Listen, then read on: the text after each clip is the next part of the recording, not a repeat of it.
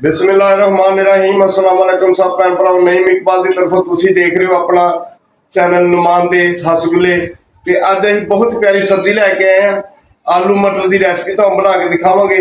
बहुत ही मज़ेदार सब्जी बनती है। एक दस जरूर ट्राई करना ते आओ तो बना के दिखाने किस तरह बनती है ते किस तरह आसान तरीके नाल बनदी है। दो प्याज असीं ले ले ते सब्जी बनानी शुरू करने। बिस्मिल्लाहिर्रहमानिर्रहीम।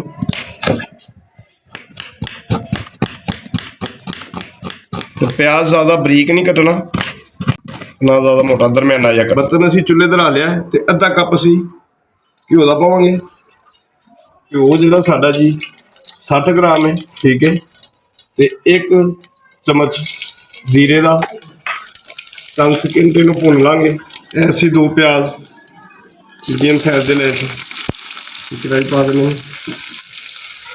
लो जी हल्का ब्राउन हो गया तो एक चम्मच असी लसन अदरक के पेस्ट का पावांगे। थोड़ी देर भुनाई इनू कर लांगे। एक टमाटर असी वड्डे साइज का लिया सी, उसका असी पेस्ट बना लिया। मिक्स करने तो कोई ऐसी चीज़ तुसी बाहरों नहीं लियानी, ये जी पैनी है। जो लून मिर्च पैनी है, मसाला पैना तुहाडे कोल 24 घंटे घर ही बड़ी आसानी ना बनेगी। तो बहुत ही मज़ेदार आलू मटर बन तैयार होंगे। इस तरीके मिक्स कर लो। हम मसाले पावांगे। आधा चम्मच पीसी हुई लाल मिर्च, 1 टीस्पून हल्दी, नमक अपने टेस्ट के हिसाब न मिक्स कर लिए।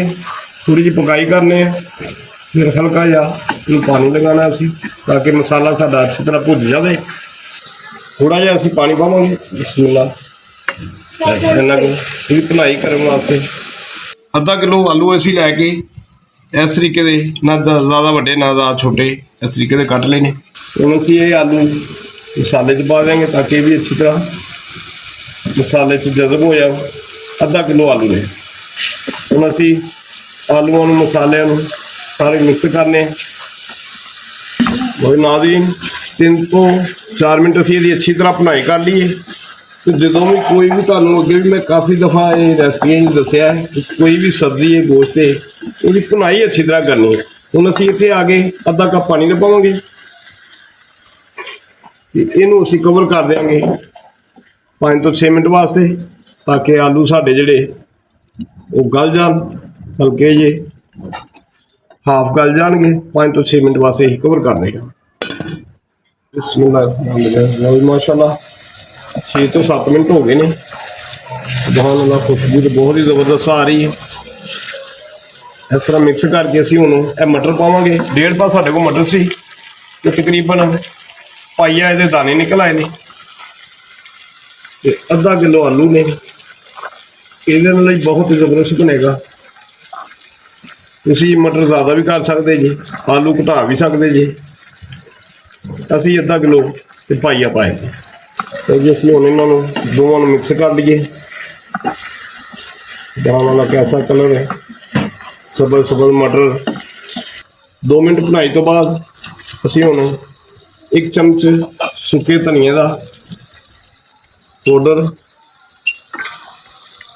2 तो 3 मिर्चा सेंटर चो असीं 2 3 पीस कर लेने सबज मिर्चों के।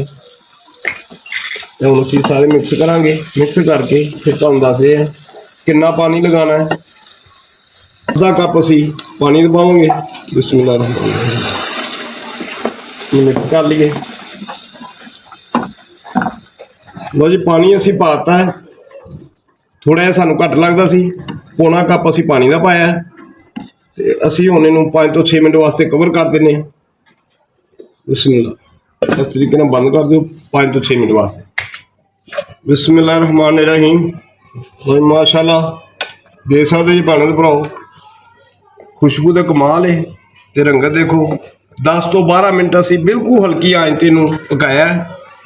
इन्ना क देखो शोरा बनेगा।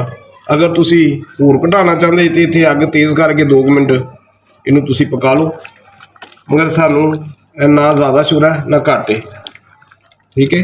असी हुण इहदे च चीज़ां कुछ पावांगे। थोड़ा जिहा गर्म मसाला, कटिया हुआ सबज धनिया गार्निश वास्ते। सुभान अल्लाह।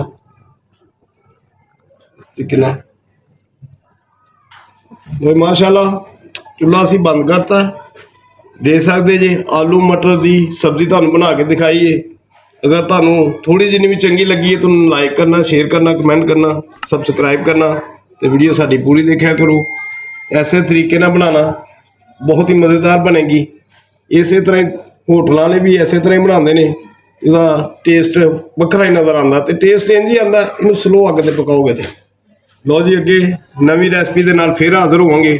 ਉਨੀ ਦੇਰ ਤੱਕ ਅੱਲਾ ਹਾਫਿਜ਼।